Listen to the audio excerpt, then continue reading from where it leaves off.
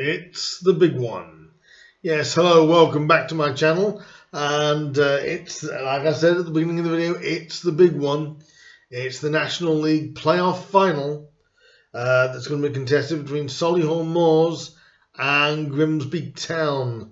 And all I can say is this has got to be one of the most intense, highly anticipated finals in a long time. I think the playoff semis were incredible, especially the game between Wrexham and Grimsby.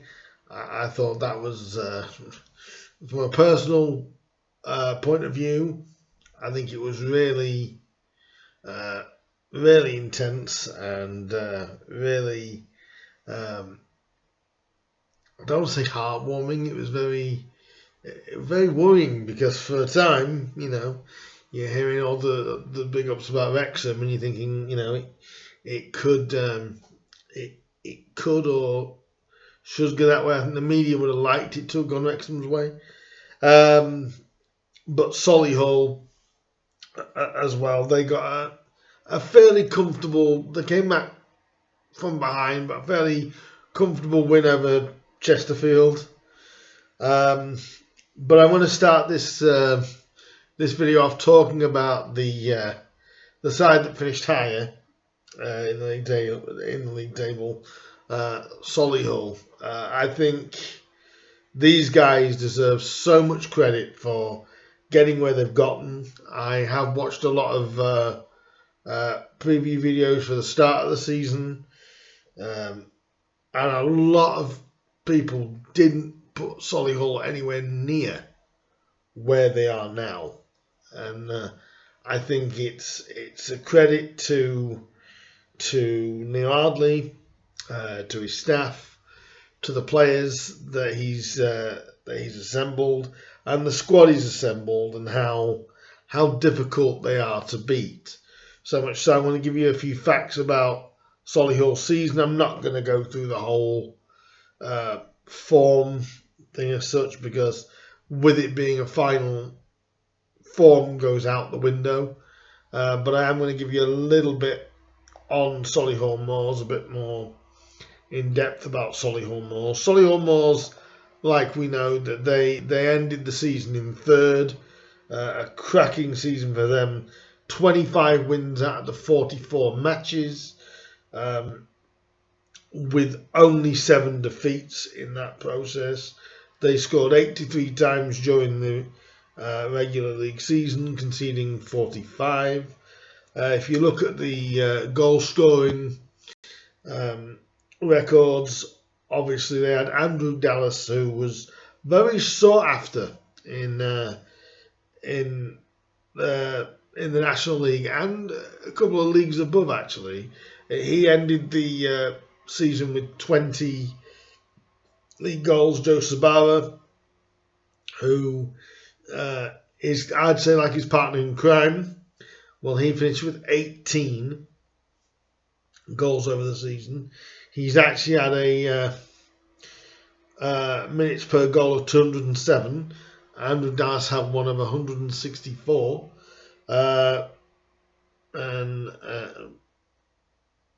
And also there's 3 or 4 people that can't not go without being mentioned.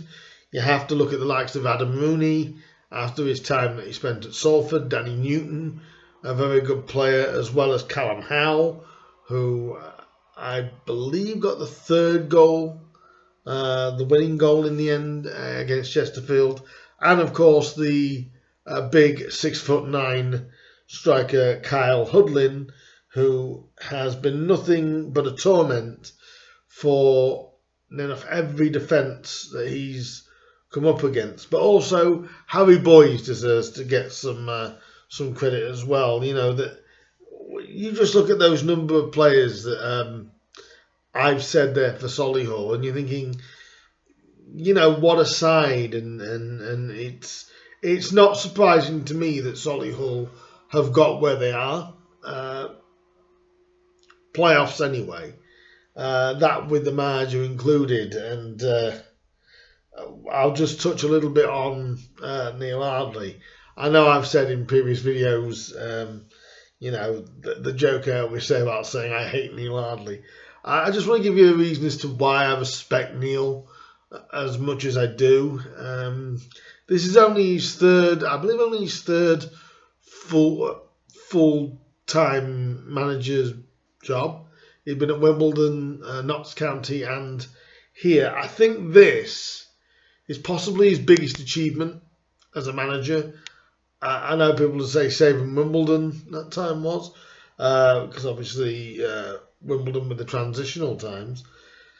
But it was Solihull, because Solihull, who a lot of people were saying, and like I've said in previous videos, when I realised that Solihull Moors had hired Neil Ardley last summer, I initially went, ooh, that's a good one. Where have they pulled that one out? And Solihull have always been a tricky side to go for. You forget they're only about 14 years old, Solihull Moors. And obviously they've had a history with Marcus Bignot, who had the biggest success up to this point with them. So they're only a young club in this guise, and to get a manager like Neil Ardley in charge, who talks very well and is a very, very humble manager, I find. Not always easiest team to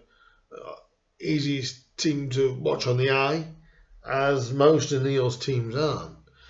But if there's one thing about Neil Ardley that I think needs a lot of praise, is he knows how to get a team together.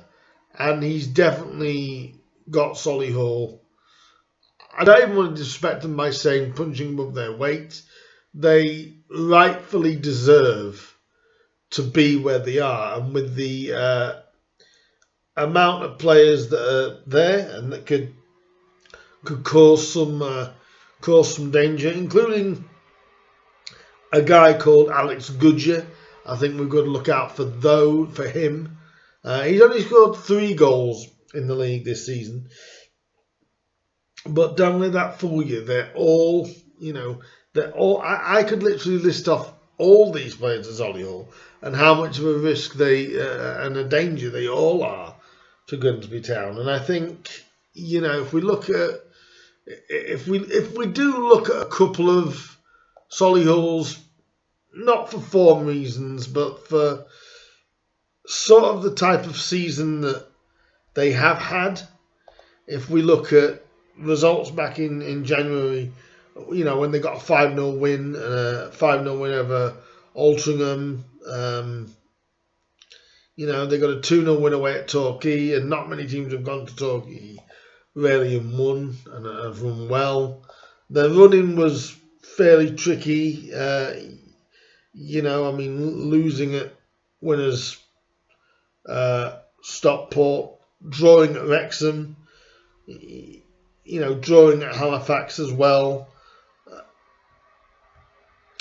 and scoring plenty of goals. 3-1 win in the playoff semi, like you said, last weekend against Chesterfield, beating a confident Dagenham Redbridge side recently as well. If you look at the overall team, I think that all you can say is they deserve all the credit in the world for being where they finished, and also the type of team that they are. Neil Ardley's team, like I've already said during this video, is very, very well drilled, and they are a difficult team to break down. They never give up, and they've shown that over this period. So when you look at ones like Andrew Dallas and Joe Sabara, they are the two, people would say, the two main dangers, but they're just a dangerous team, and I think everyone has to kind of respect that of Solihull. So, all credit to Solihull on what they have achieved. this season. They're going to want one more push. And Sunday will be at the London Stadium. I believe they've sold close to 5,000, if not just over 5,000 now at Solihull. And I think that needs to be recognised and praised. Solihull are only a small club in the West Midlands, probably one of the smallest clubs in the West Midlands. And that needs to be respected, because for only 5,000 fans for Solihull making their way down to London, and the London Stadium does need to be applauded. Well done. And look forward to seeing the Solihull fans travel up on Sunday for probably the biggest game in their history. This is without a doubt Solihull's biggest game in their history, and they're going to be looking for something I never thought the fans believed could ever be anywhere near close. I know they came close 2 or 3 years ago under Tim Flowers, but they obviously lost to Fylde. I think it was Fylde in the playoff semis, I believe, or the eliminator. So they had got close, but never this close. They're 90 minutes away from being one of the smallest teams in the Football League, but they are 90 minutes away from that. And it's going to be fascinating to see how this game goes. But, Solihull Moors are going to feel like they can do it. And why should they not? They've had an amazing season this season.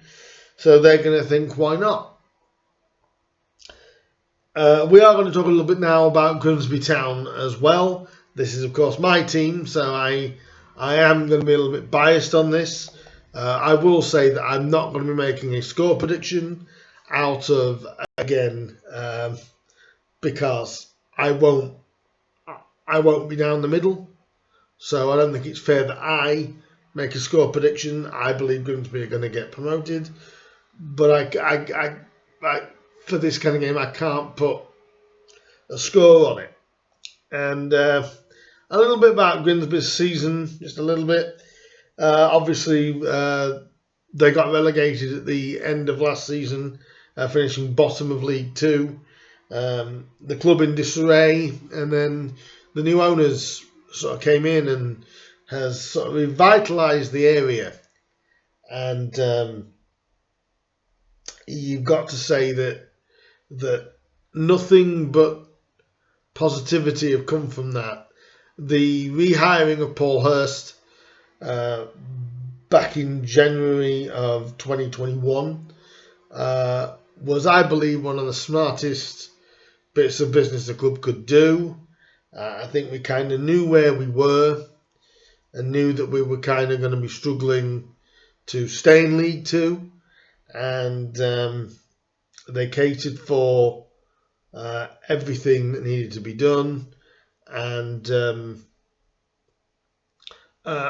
Paul started the ever so difficult rebuild, fought tooth and nail to try and save us from the drop. That didn't happen, and then got into this season. And I think what is so commendable about Paul Hurst is during this season he's had overall about 3 squads in the last two. In the last season and a half, he's had roughly 3 squads, and he's got Grimsby Town to within 90 minutes of the Football League again.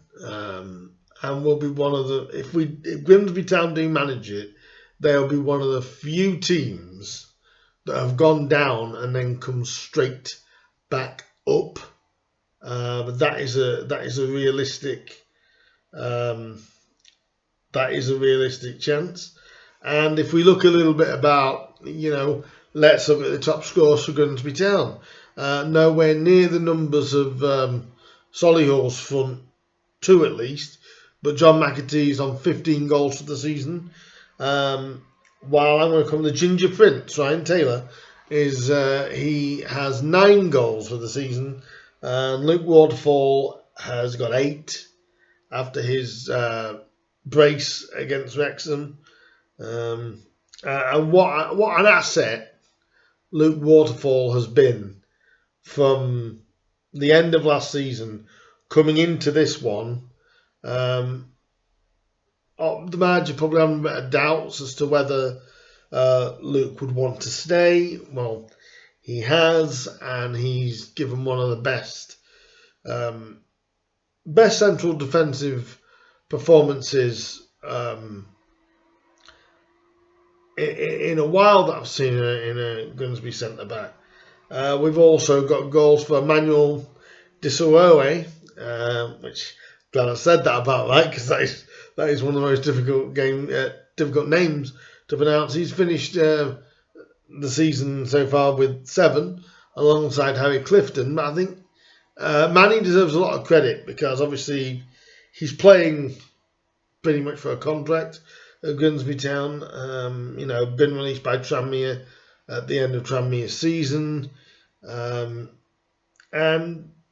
he has become somewhat sort of a super sub. Scoring the winner at Meadow Lane a couple of weeks ago, and also scoring in the 5-4 win as well over Wrexham. But also, don't forget the hat-trick that he got in the last game of the season against Eastleigh. So, really, it's 5-3 for Manny. Overall, that his record reads. We've also got, as well as Harry Clifton, I know Harry gets a lot of flack, but Harry Clifton he's an absolute workhorse, and he gives everything for the shirt, the local lad. We've also had, I still wonder where Paul Hurst was able to pull off the Gavin Houlihan signing. That was, I'm going to say, a stroke of genius by Paul Hurst. And Jordan Maguire-Drew as well, because Jordan was failing a bit at Woking, but he saw something in Jordan. And, some of the goals that Jordan's only scored 5, but the importance of the goals that he has got, or the assists, one goal that springs to mind is the Halifax goal in the last 2 or 3 minutes of that game. What an absolute belter. But the ball in from Jordan for Manny's goal on the Monday night against Notts County, last chance. It literally was Grimsby's last chance, and they did it. And it was, Grimsby Town have a side of, like I said about Solihull, and this is where I think it's going to be very close to call. Grimsby have got a side that don't give up either. And even though they have conceded a lot of goals recently, they are quite astute at keeping goals out, there's only 1 goal in concessions over the season between Solihull and Grimsby. There's only 1 goal in it, and I believe Solihull have only conceded 1 goal less than Grimsby. So, as much as the goal disparity might be big over the season, over about 17 goals.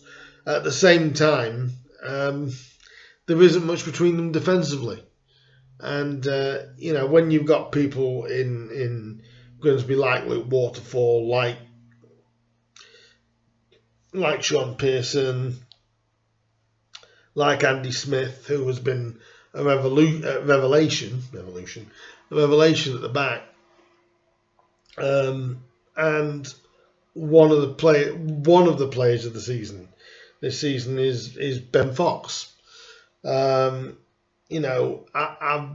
heard him be called like the Energizer Bunny a football version of the Energizer Bunny, and I have to admit, his performances when he's been in has been strong, been solid, and just absolute warrior. What Grimsby have got and Solihull have got is a bunch of warriors that will wear their shirts with absolute pride and determination to get a result. Both sides won't give up, which I admire about both sets of sides and both sets of players. And that's also, you have to give credit to Neil Ardley and Paul Hurst, but also the assistants. I don't think the assistant managers get the credit for what the teams are doing. Chris Doig at Grimsby, and I've forgotten Solihull's assistant. Apologies to any Solihull fans, but if you do know the name of the assistant, do drop it in the comments below, and I'll give him a shout out. But no, in all honesty, this is going to be, I believe, a real tight game. It's one of these games that's either going to be flooded with goals or it's going to be tense right to it. And I'm going more for option B, and I think that you can't also, on the Grimsby side, you can't take away the the contribution of Captain Giles Coke. And like I said, with Adam Rooney at Solihull, you cannot take away, these may be experienced players, but they've contributed to why both clubs are where they are, and they both deserve to be where they are. Now, are you wondering, well, Dean, what's the odds for the game coming up on Sunday, and what can we expect? Well, I will just tell you a few of the odds is coming up for the game. If you are that way inclined, shall we say, and you do want a little bit on there. The odds that I've got for you basically are standard odds. They've gone. Solihull are marginal favourites. I don't mean this. Solihull are 5-4. Grimsby are 15-8 to win, with the draw at 23-10. So it's, again, I don't think they can really separate them. I know that it's going to be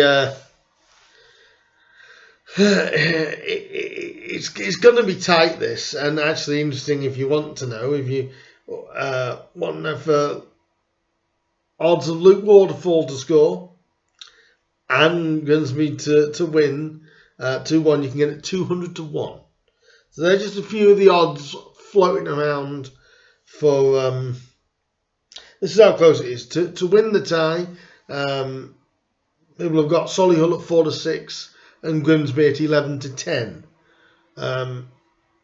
Again, Solihull deservedly favourite due to them finishing above the Mariners. But it's one of these games that I can't. I think it's hard having a side in it, your club involved, because you don't really want to side against your side. But I'm going to be nervous when we get to the London Stadium. Everyone's talking about, extra time. Grimsby are known for extra time. If you want Grimsby to win in extra time, you can get that to 11-1. Also, if you think Solihull are going to do it in extra time, you can get them at 9-1. So there's just a few odds of markets flying about. If you are a punter, then do look at that for those odds. They are around and they are about. I can't see many changes from the two sides that started the semi-finals. I think both will play pretty close to what they played at the weekend in their 2 games. There's no doubt that Sabara and Andrew Dallas will more likely start for Solihull in attack. And I think John McAtee and Ryan Taylor will definitely be the 2 leading the line. It's just going to be a fascinating game. And I want your guys' predictions. I'm going to say Grimsby are going to win, but I'm not giving a score prediction. But I want yours. I want you to tell me what you think the score is going to be if you're going to the London Stadium.